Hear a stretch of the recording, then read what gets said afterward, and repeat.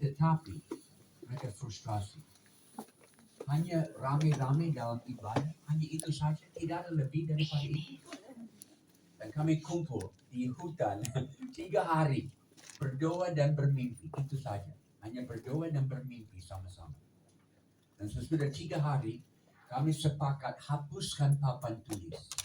Semua yang kami tahu tentang rintis gereja, lupakan. Semua yang kami tahu tentang penginjilan, lupakan. Dan kembali kepada buku petunjuk, Alkitab. Bagaimana cara Yesus rintis jemaat perdana? Karena saya juga, kalau saya pakai pola Yesus, mungkin saya akan dapat hasil Tuhan Yesus. Tapi saya bisa pakai pola Jim Yost, tapi apakah itu saja? Tidak ada lebih. Jadi kami mulai belajar di firman, apa nilai-nilai yang Yesus tanam di dalam murid-murid, 12 murid pertama, yang meledak pada hari Pentakosta, dan gereja berkembang. Apa nilai-nilai itu yang ditanam dalam hati mereka? Kami dapat satu nilai, kami keluar praktik seluruh Indonesia dari ujung ke ujung, 3 bulan.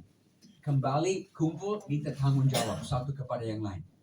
Dapat satu nilai lagi, keluar praktik, kembali, minta tanggung jawab. Sesudah 2 tahun, mereka mulai lihat hasil yang mereka tidak percaya bisa jadi.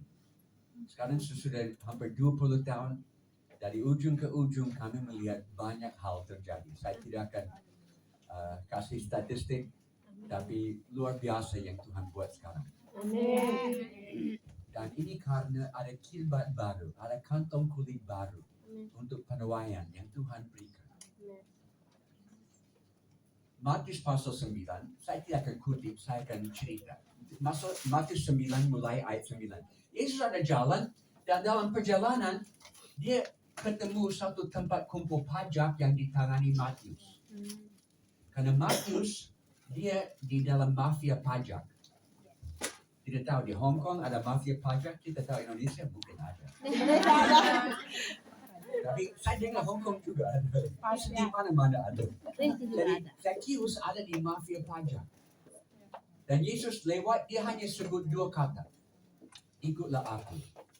Dan Matius tinggalkan semua, ikut Yesus. Ayat berikut, Yesus kemana? Ke rumah Matius.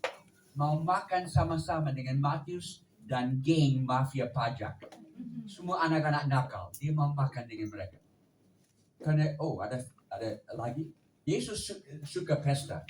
Mana foto berikut? Ada foto berikut? Satu lagi. Itu motor saya. Lagi. Satu lagi. Yesus suka berpesta. Yesus pergi ke Matius punya rumah dan makan dengan anak-anak nakal. Karena waktu makan dengan orang menyatu dengan dia. Terima orang, terima makan, terima dia. Kalau tolak makanan, tolak orang. Dan Yesus masuk dan dia makan dengan, karena Yesus mau rintis jemaat di rumah Matius. Yesus mau kelompoknya datang. Dia tidak fokus dengan individu, dia fokus dengan kelompoknya. Ada banyak kelompok TKI di Hong Kong yang Tuhan mau lihat gereja-gereja terjadi di dalam kelompok-kelompok itu. Amin. 150,000. Jadi Matius luar biasa. Tapi waktu Yesus makan dengan anak-anak nakal, ada orang-orang gereja datang protes. Orang Farisi. Orang Farisi datang, Yesus kenapa makan dengan anak-anak nakal ini? Yesus jawab, hey, saya datang untuk selamatkan anak-anak seperti ini.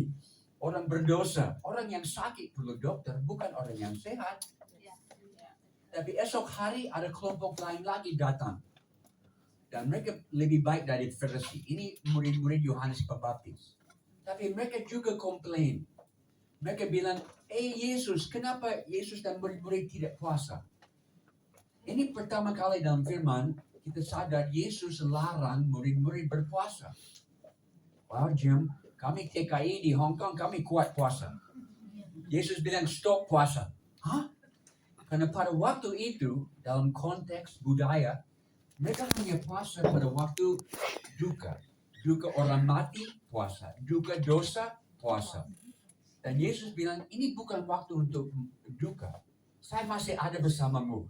Bisa sukacita. Jadi jangan puasa. Kami tidak puasa. Oh, oke. Dan dia ajar dengan kata ini. Kalau ada anggur baru, tidak bisa isi dalam kantong kulit yang lama. Akan pecah. Harus ada kantong kulit yang baru.